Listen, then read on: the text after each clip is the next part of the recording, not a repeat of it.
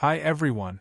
Today I want to talk about how remote work is changing career expectations for young people, a topic that's not only timely, but also deeply personal for many of us. Remote work, or working from outside the traditional office, used to be rare.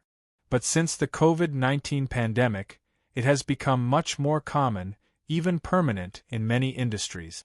And for young people, those just starting out in the workforce, it's changing everything.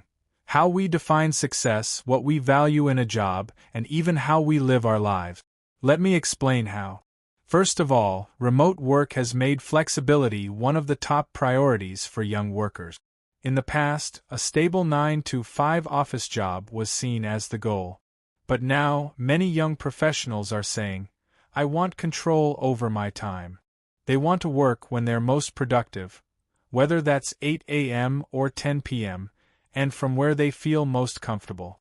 According to a 2023 survey by McKinsey, over 70% of Gen Z workers say that flexibility is more important than salary when choosing a job. But some people argue that this kind of freedom could reduce productivity or lead to distractions. However, many studies show the opposite, that remote workers are often more productive, not less, because they save time on commuting and can create a work environment that suits them best. So in this case, flexibility is not just a preference, it's a performance booster.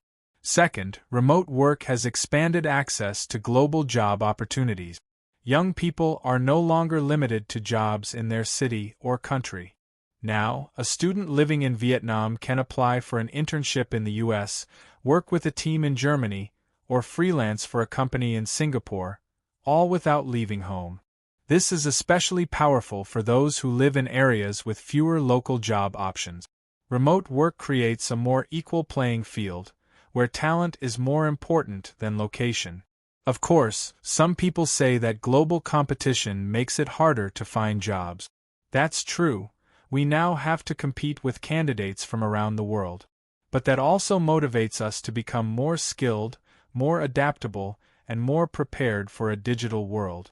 Now let's talk about another shift: the value of skills over degrees. Traditionally, getting a university degree was seen as the golden ticket to success. But in the remote era, what you can do matters more than where you studied. Many companies now look for specific skills, like graphic design, digital marketing, or coding, and they often don't require a degree at all. For example, platforms like Coursera or Udemy let people learn real-world skills online at a low cost. This means young people are starting to build their careers based on skills and portfolios, not just diplomas. Still, some people argue that formal education teaches critical thinking and communication skills. And they're right, universities still play a role. But what we're seeing is a balance.